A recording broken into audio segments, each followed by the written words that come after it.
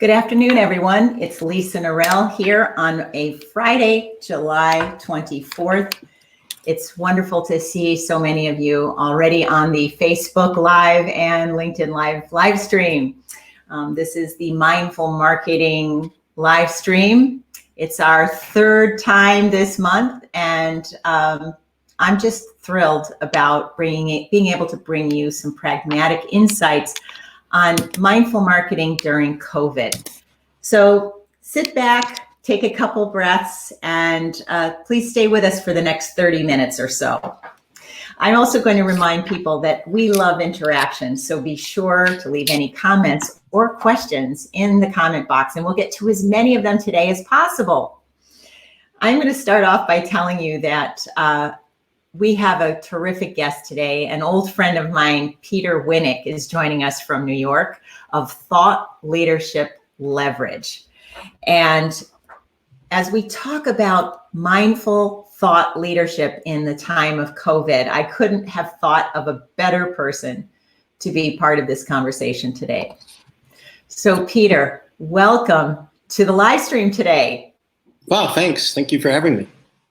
Yes. Peter, this morning I wanted to tell you what I did and tell you why I thought it was just so relevant to what we're talking about today. I do walkabout meetings with my clients who live in the Washington, D.C. area. So we joined up on the W&OD trail, which is a 71-mile long trail here in Virginia. Didn't walk 71 miles, but well, we typically do 4 or 5 miles and, solve all the world's problems.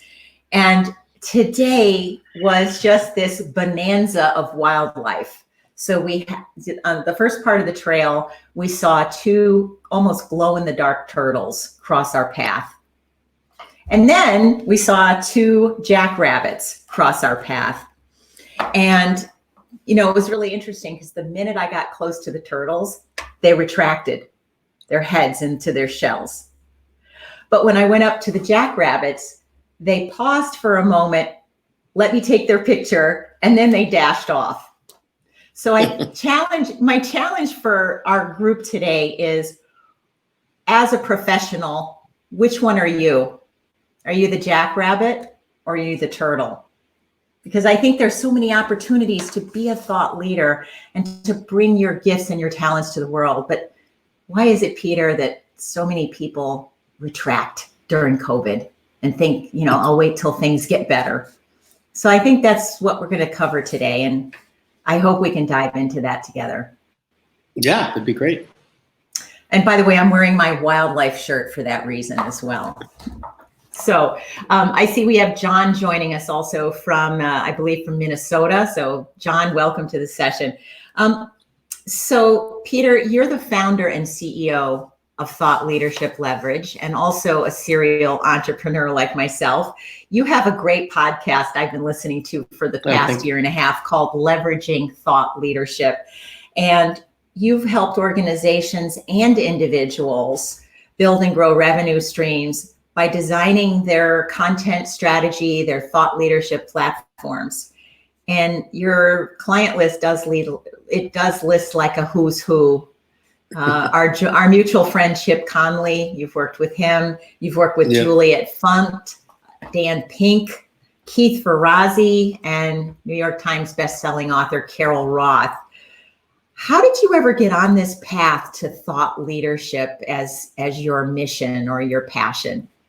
Well, I think, like many of my clients, totally accidentally, serendipitously, and coincidentally. So it wasn't a deliberate, linear, like let me do my time here, here, and here to get there. I think it was a combination of 2 things. Number one, I've always been entrepreneurial, from multiple paper routes and all this sort of things as a kid. And starting businesses, building businesses, growing businesses, all that. Always loved that. Always loved the challenge of business. And then I was also always sort of a content nerd, just, reading, taking it in, but thought there were 2 very distinct sides of me. And then sort of the 2 came together in 03, 04, something like that. I was at that point a COO of a boutique consulting firm, and I got recruited in from a friend of mine who ran a turnaround company to help them with a company that did communications. So they were basically a presentation skills company that was in trouble.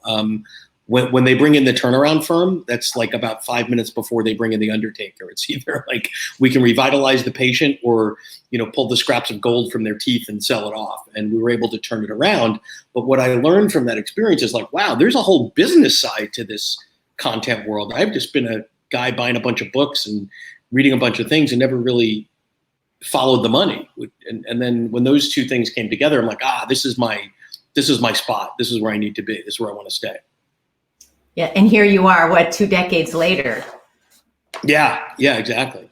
Now, we have a lot of followers on LinkedIn, and I'm curious. I mean, I joined LinkedIn probably 13 or 14 years ago, but when did you see the genesis of the terminology thought leadership?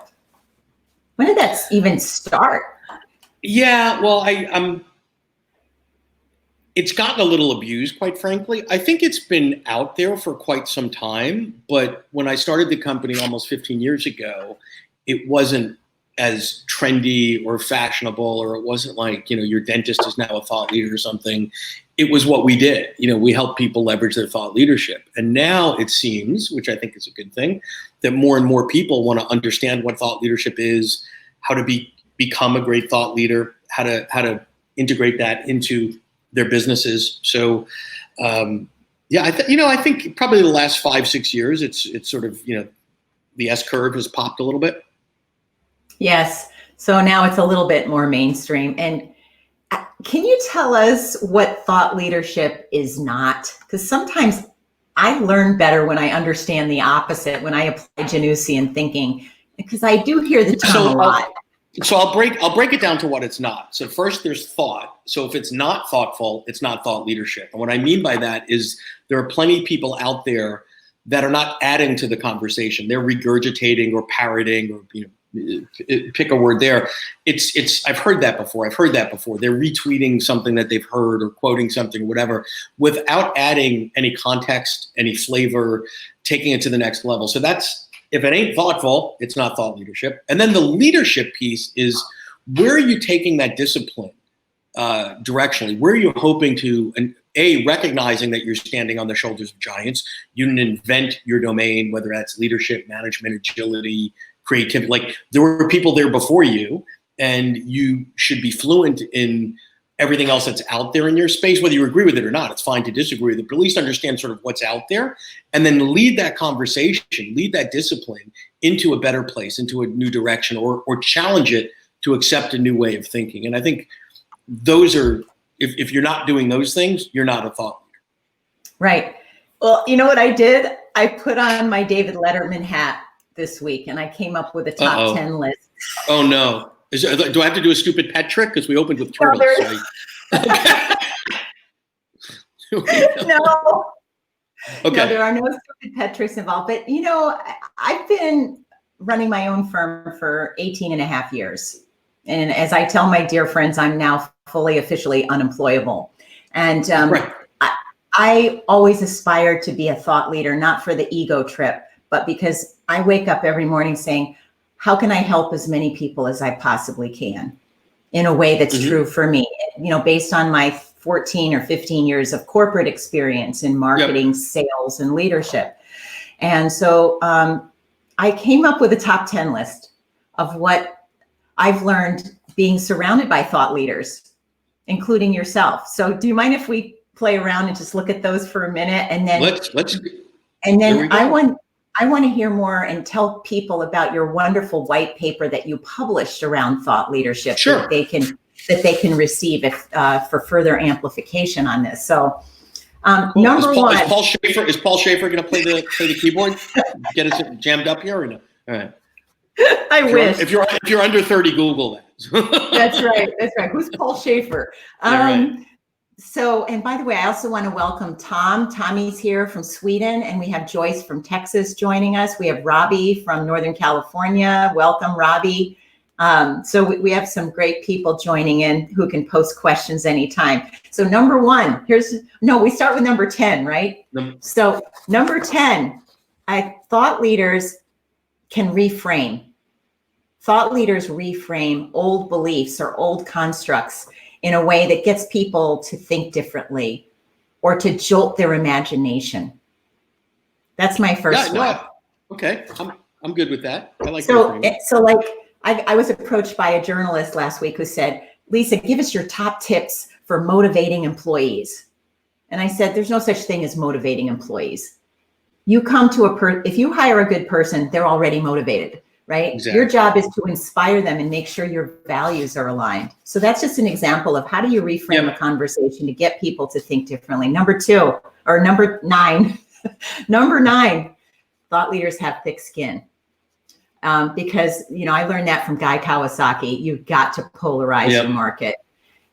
If you're a corporate executive right now and you're watching this and you're going, oh, I'm a thought leader, but I don't want to upset anybody. I want to make sure my message appeals to 100% of the audience. Chances are. And we actually counsel a lot of clients and say, wow, okay, that's so bland. If you're not sort of ticking off 10, 15, 20% of the world, you've boiled it down to something useless. Like there should be people that agree, and your job isn't to get the whole world to go, oh my God, that I agree with you, but you want to get, another point of view. You want to stir it up a little bit.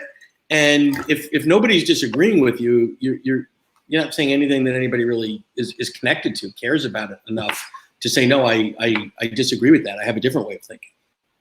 Absolutely. Absolutely.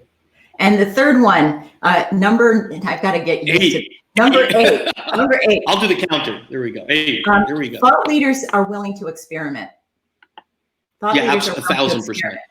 So I am currently experimenting with live streams. This was, every year I experiment with something new. And live streaming is my 2020 experiment. Thank you, COVID.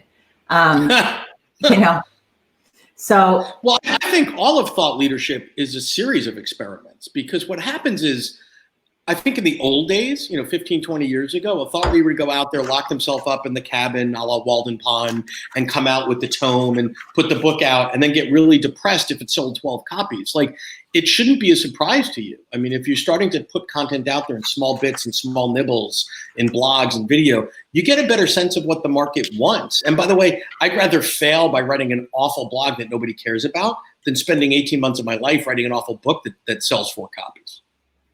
Yes. And I was just watching a live stream by a consultant, and can I tell you an example of what not to do? So this, sure. And again, I'm trying to be mindful about this, and I don't mean to disparage other people. It's the process that I'm criticizing. And the process was a thought leader coming in on a live stream the other day who said, oh, I'm so excited. I'm working on my next provocative idea. And I've spent the last 5 years working on my book proposal. And I just went, oh my gosh, this is that paralysis. If you're an experimenter, you're going to say, what can I get out the door in the next 90 days? Or Seth Godin says, ship it. You got to ship it. You got to ship it. Godin. Yeah. So it's about, as Alan Weiss says, it's about success, not perfection. Right. Number 7, in case you... That's right. Number 7, we never call ourselves thought leaders. 1,000%. If you call yourself a thought leader, you're a jerk. And that goes for guru as well. It is a title that others respectfully bestow on you, colleagues or others in the community, but don't ever, please don't ever do that. Exactly. So please, I am not a thought leader, Number 6, they believe wholeheartedly in attribution. Attribution is big for me, Peter. I sat next to, I'll tell you what attribution is not. I met a CEO of a company who claims that they grew their company to $100 million and sold it. So, and they call themselves a thought leader. And they met me at a conference and they saw my book and they went back to their office. I gave them a book. They went back to their office and they sent me an email. And you know what they said? I love your book, Lisa. I loved it so much. Remember, she runs a $100 million company that she sold. I loved your book so much. I made copies of chapter 7 for all my employees. Yeah, let's Google copyright infringement. Yeah. Yes, so I thought that was interesting. I want to pause now. We made it to number 6. I want to take a comment. I have a question from Robbie in Northern California. Hi, Robbie Baxter. How do you find the true thought leaders and separate them out from the regurgitators who have a big platform? It seems like it seems like there are all kinds of tips and tricks for building followings that have nothing to do with authentic followers. I'm often surprised by poor quality thinkers with huge followings. And on the flip side, best kept secrets who have great content and small followings. Yeah, so I think that, there's a subjective piece to it, right? So there's clearly a subjective piece. So I might, have a glass of Pinot Noir that I love and I share it with Lisa and she goes, "Oh, this is vile." And we could both be right. However, I don't think the metric is following. To me, I wrote a blog years ago that got a little bit of buzz, and I talked about steak versus sizzle. So there's a group out there that have a ton of sizzle, right? It's magic and charisma, energy, whatever, but there's no steak under there. I tend to gravitate towards the steak and say, we just need to help you add a little sizzle to it. Because if somebody doesn't have the underlying steak and it's all puffery, they might be sort of a social media rock star, but you can fool some of the people some of the time. I think true thought leaders don't focus on size of following metrics of that. It's the impact they want to have in the world, how they're helping the businesses that they're serving, how they're connecting in the communities they want to be connected with, et cetera. I mean, the number of Twitter followers or something is that's I think that's for Gary Vee to worry about, not me. Right. Yes. The funny follow-up from Robbie, someone told me years ago I was all steak and no sizzle. That's a compliment in my world. That is a big compliment. All steak and no sizzle. Exactly. That's Spice great. it up a little, that's all. Did you notice all the metaphors we're using today, Peter? This is you fun. Started with like you started with the turtle and the hare, so I don't know where we were going from there. Absolutely. I just was in this land of metaphors today. And I wonder, have you ever gotten calls from people, authors or wannabe authors who have said to you, "Peter, I have a book coming out. Can I hire you to build up my followers to 1 million people in 30 days? I mean, have you ever been asked to do some unreasonable thing? Yeah. So first off, we're not, so, we get asked a lot of ridiculous things. And first of all, we're not in that business. We're not in the social media, grow your follower business. We're in the business of helping people develop their strategies to leverage and scale their thought leadership. I think the underlying question to that question is there are really wise people, really smart people that put a lot of energy and effort, let's say, into launching a book, but are delusional when it comes to what are logical expectations and such to have. They think, the publisher is going to do everything, where the hard part is writing the book, and then I launch it, and then blink, blink, rainbows and unicorns. I don't need to tell you, Lisa, but it takes a lot of work to write a book. It takes equal amount or more energy and effort to get the book out there. And by out there, I don't mean that everybody should be held to the same standard of, I want to be a New York Times bestseller. That's a great aspiration. But I always start on the other side of that with our clients and say, listen, if we got this book into the hands of 200 people, let's name who they are. How would that change your world? And then build from there. Because people tend to think of books only as sort of air cover. And there is a almost guerrilla ground to ground, ground level combat that you can have with a book to get it out there. But yeah, building 1 million followers, I don't know, go buy a list somewhere. Right. Bots from, Soviet bots or something, I guess you can do. That's right. So that's what I want to remind people is it is not about how many followers that I have. I call those in my book, The Mindful Marketer, I call those vanity metrics. Yep, totally. They're not too helpful. Let's go back to number 5, okay? We're still getting to the top 10 list. Thought leaders are self-effacing. In other words, there's a modicum of humility and self-effacing and a willingness to say, you know what? I did this over here. I messed up. I'm not perfect. I'm going to make mistakes. Well, However, I've been successful over here. What's your perspective on that? So I think there's a continuum where there are many, many that are evolved and self-effacing, and there are many, many that have, they have to walk in the doorway sideways because the ego is so big, right? That it's all about them and charisma. Don't be that guy or gal. So I think the more you can be vulnerable, the more you can be self-effacing. I mean, any thought leader that says, I've learned everything I need to learn, should hang up their hat. I mean, it's you have to be open to it. But I think there are many, listen, this is a weird space where up until, COVID hit, think about how many of these people earn their living. They flew first class to go somewhere, to spend an hour, that was their day's work, to get paid a ton of money, and the day ended in a standing ovation. I mean, I see my mailman every day working hard. I don't think he's ever gotten a standing ovation, and I know he's never gotten paid 30 grand for an hour to deliver the mail. So there's a little bit of it, the fumes get to your head a little bit. And I think you have to stay grounded and stay self-effacing. Yes, absolutely. And being able to make fun of ourselves and how did we make a mistake, and then how did we recover from that mistake so others won't make the same mistake. Exactly. Is very important.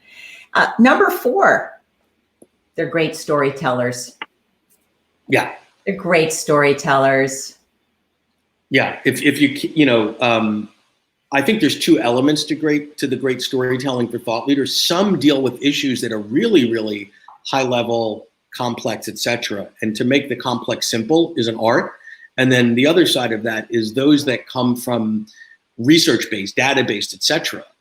Being able to bring those stories to life in ways that people care, because you almost have to untrain academics who have been schooled in writing for academic journals that, by the way, 5 people read.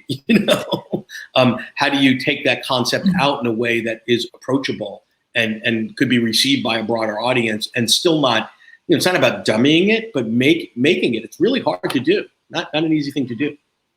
And we live in such an exciting time. I'm going to transition to number 4, which is being able to, number 3.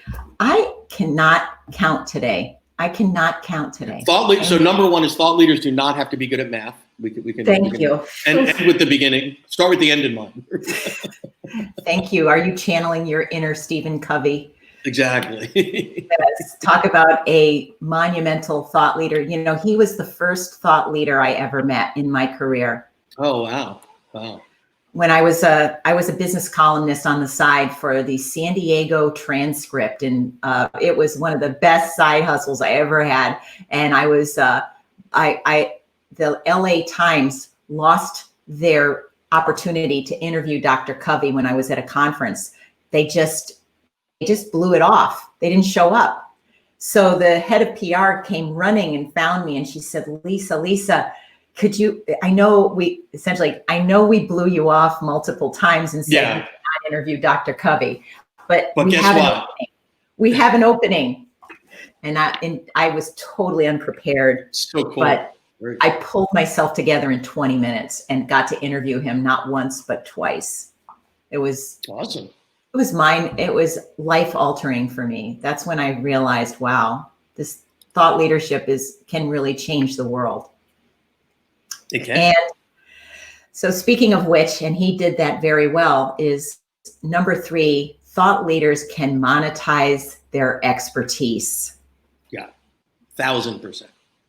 1,000%. Give us an example of where you saw that happen with one of your clients, where they just had this big, sexy idea, to steal Mark Levy's favorite saying, they took a big, sexy idea and they were able to really help a lot of people and monetize it in an effective way.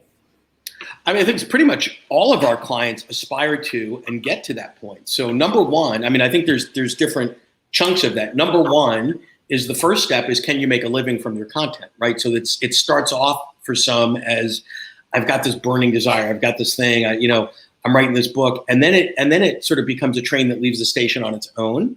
And if you're able to to me, I always look at it in tranches. Step 1, can you make a living from your content? Congratulations, that's better than 99%, because most people are sort of dabbling and doing something else like a day job. So if you can make a living coaching, advising, speaking, consulting, etc., the real capital M money from a monetization perspective comes from transforming from a practice to a business. So what I mean by that is, when you're making a living monetizing your content directly, ultimately it's a practice, like a lawyer, like a dentist, like whatever. So you're selling time for money, whether that's in the form of a project or whatever.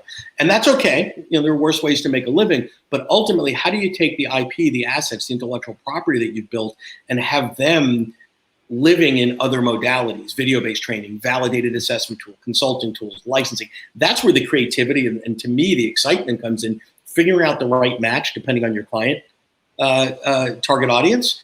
And, you know, that's the ultimate objective to do. And I think one of the things that we do a lot of is moving people from a practice to a business. So it doesn't mean they give up speaking, or it doesn't mean they give up coaching, but you layer on top of that something that's got a multiple to what they're able to generate on your own, because you can only grow mathematically, right? Charge more for what you're doing, you know, or you have a full book of business. Ultimately, there's a cap to that, right? And then Yes, if you're able to scale, you can now grow geometrically instead of arithmetically. Yes. Quickly, I do also want to welcome Shauna from Virginia, who's joined us, and also Allison from Washington, D.C. in the U.S. So very glad that they're staying on and giving us a lot of accolades here on Facebook. Not that I like vanity metrics, but it's good to know that some people are engaged in learning some things today.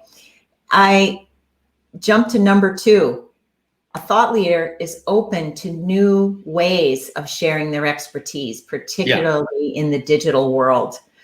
Tell us a couple of digital platforms that you think show great promise in this tiny industry that's only $190 billion called. Yeah, only 190 billion. So called the e-learning world, because it's an e-learning world that we live in now.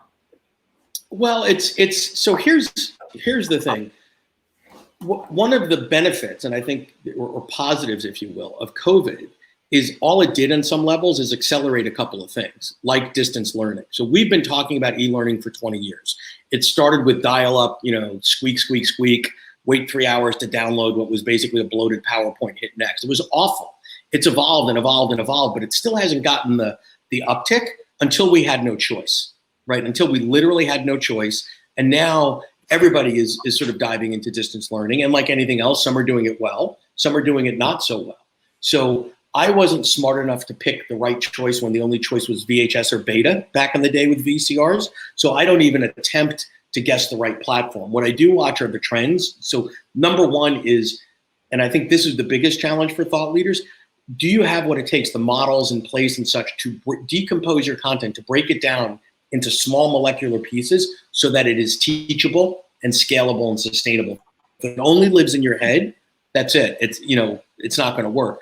Do you also have an understanding and a respect for instructional design? There's an art and science to how adults learn. It is a translation piece. And I think all too often what happens is a smart thought leader, someone says to them, hey, I like that speech you gave. Could you do a workshop? And they go, yeah, I guess a workshop's kind of like a long speech. It's like 3 hours and I'll make up an activity. And they mean well. But the real question is, is learning happening? Will people be able to do something, say something, believe something, think, develop a capability that they wouldn't have without it? And it's not about being entertaining. So I think it's about laying that foundation and getting the help. And then the platforms come and go. LinkedIn is hot. LinkedIn Learning is hot. Kajabi is hot. I mean, there's a million of them. The trick is, do you want to control your destiny? Do you want to have distribution partners? Those are really business model issues as opposed to technology issues. Absolutely. And I'm not suggesting everyone become a digital goddess or a digital diva or a digital dude, because there are some pre-existing platforms. I am currently on the LinkedIn Learning platform. Yeah. I'm on Skillsoft, and those digital platforms are great. And I'm going to suggest people look at the recent Wall Street Journal article called Pop Stars Follow the Money. This was yesterday or the day before, a long article about pop stars. Yep. And they talked about Kanye West and Rihanna and several other musicians who get between 20 to 50% of their income now from non-musical sources. Yep. Now that live concerts have dried up temporarily. So look outside at different places where people have monetized their brand or their expertise for fresh ideas. By the way, did you just mention Kanye West on a conversation around thought leadership? Because I thought I've seen everything, but that's a new one. Here we go. I know. Well, I'm not suggesting that I see him as one of my avatars, and my heart goes out to him because I know he's going through some rough times. So I send him heartfelt thoughts. I just love, as a person who aspires to help many people, I find inspiration from the weirdest places, whether it's on the hiking trail or it's on, by R&B stars and rap stars. Well, but I think your point on the on the what are they doing in other domains is interesting. There's a platform called Cameo, which is primarily B and C actors, actresses, celebrities, whatever, and they'll make a little customized video for you for a friend's birthday or something for anywhere from like $50 to a few $100s. So if if there's a sports player from 20 years ago that your friend is really into, they can say, hey, Lisa, happy birthday from Mookie Wilson from the Mets or something like that. Those are cool things. So then you go, well, what could thought leaders do about that? Is there a platform for thought leaders to kick off a meeting for a sales leader, in a way that's easy? I mean, I think there are ways to, taking your point, and say what's working in other domains that thought leaders could sort of borrow from. Most definitely. I'd also encourage people not only to look at Cameo, but also look at community.ai, which is a mobile platform that Alicia Keys used to reach out to me and 1 million of her followers during the early month or two of COVID. And it was a beautiful, non-intrusive way for her to reach so many people in a 30-second to 1 minute time. Yeah. It was really clever and not intrusive. So there are fresh ideas out there to be had. I'm down to number 1, Peter. Okay, drum roll. Here we go. Number 1, thought leaders respect marketing. Only if they want to make a living at it. Yeah, and I've actually conflated the term and have developed a methodology that we call thought leadership marketing, because I think there are many thought leaders that don't like the M word, don't like the marketing word. And I think the reality is, if the basis of your marketing is your thought leadership, they're more comfortable with it, getting out samples and such of their content. Because I think sometimes they perceive marketing to be this something that outside of their comfort zone, and it makes them a little queasy and whatever. But if you connect it to the content, to the thought leadership, I think it's closer to where they are. Right. I wanted to show this very briefly because, believe it or not, we're coming up to the end of our session today. But I love what you did in your recent white paper, which I think people could find at thoughtleadershipleverage.com and reach out to you. This is so helpful for those of us that don't think about how do I create a platform, a process that's repeatable and scalable. Do you want to give us a 1 minute kind of a dance through this and share with us what it's all about? Yeah, so the team sort of codified this into a model. And so the circle on the bottom there is strategy. The strategy is number 1. So everything that we do as an organization always starts with strategy, because people want to get to the fun stuff, the sexy stuff, but you've got to have an underlying strategy that dictates everything. That's number 1. Good, we moved it there. So on the left-hand side here, it's insightful thinking. Insightful thinking starts off as an idea, and then it gets refined and polished into content, an article, blog, speech, something along those lines. And then you expand from the simple. You expand that out and you say, what is my platform? And I think the platform today, not technology, is the most important thing that a thought leader needs to sort of think through strategically on the front end. And when I say platform, I mean, Lisa is the X woman. When I talk to Lisa, Lisa is the mindful marketer. That is her platform. So based on that, there are things that I would expect to hear from her.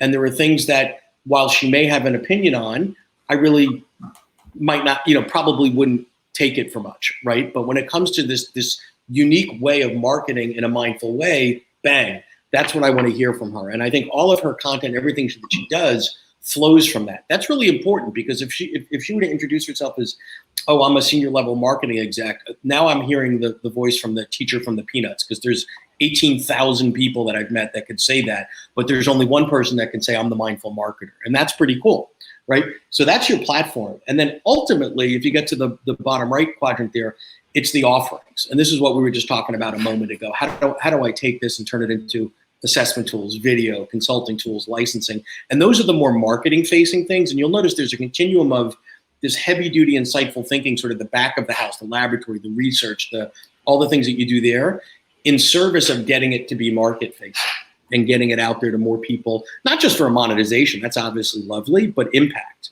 having more impact and getting it out there so people, your thinking becomes part of the standard language in the subset of business by which you're known in. Yes, it's so critical. It's all about a combination of insightful thinking and then the market-facing activities that have to happen, which is your superpowers, Peter. Those are your superpowers. Thank you. So, and we all need someone that we can lean on to give us those insights, because as a friend of mine once taught me, it's very hard to read the label from inside the bottle. Well, and I think it's so hard to be a true thought leader today that if you layer on top of what does it take to be a commercially successful thought leader, you have to have strategy, you have to have product knowledge, you have to have social media experience, distribution, sales, marketing, product knowledge. Nobody has all those skills. I don't care what anybody says. I mean, most people, a lot of clients that we deal with are, they're an A+ over here and like a struggling C+, because they have to be over here. And that's a hard place to be, where there's all these other things that you need to do, but might not be great at or don't even enjoy. Most definitely. And I got to tell you, I am not a technical support whiz. It took me 4.5 weeks just to sit here with you and be completely relaxed and comfortable with this new platform known as StreamYard and LinkedIn Live. I mean, it takes some time. And you did it. There you go. And I want to spend my time with creating new ideas and serving my clients, not learning whether I have the right bandwidth on my Wi-Fi system, or, I want to focus on my clients and on helping them with new ideas. So one final comment, and then we want to wrap this up, Peter. One person mentions being a thought leader educates, inspires, and activates. So one of my clients, Nancy from Bethesda, Maryland, explains this in a very simple and cogent way. So go, Nancy. And I second that. So Peter, where can people find your podcast, Thought Leadership Leverage? Yeah, so it's on our website, which is Leveraging Thought Leadership. It's on Spotify, iTunes, Stitcher, all the usual suspects. Good. And your email, people can find you on your website, because that white paper is so helpful for anyone who's listening right now going, am I a thought leader? Do I have the potential to be a thought leader, whether I'm inside a corporation or I'm on my own, or maybe I was recently laid off and it's time for me to step into a bigger game as an entrepreneur? Yeah. This is the time. So Peter, it's definitely the time. Peter, it was really great talking to you. There's no way you're a turtle. There's just no way. You are a jackrabbit. You are a man who's very thoughtful, but then goes into action, and we honor that. This is the time to get out there and change the world and make it a better place. So thanks thanks for having me. And I'm glad you ended the jack with rabbit, because I've been called other jack. But, today I'm a jackrabbit. I'm down with that. So thank you. That's right. That's right. And I want to wish everyone a great Friday. Peter, we'll have you back again soon. And Great. This is Lisa reminding everyone that you can download a lot of these free resources at themindfulmarketer.com/bonus. Tell your friends, come on back the first 3 Fridays of every month to LinkedIn Live and Facebook Live. Have a good weekend, Peter. Thanks.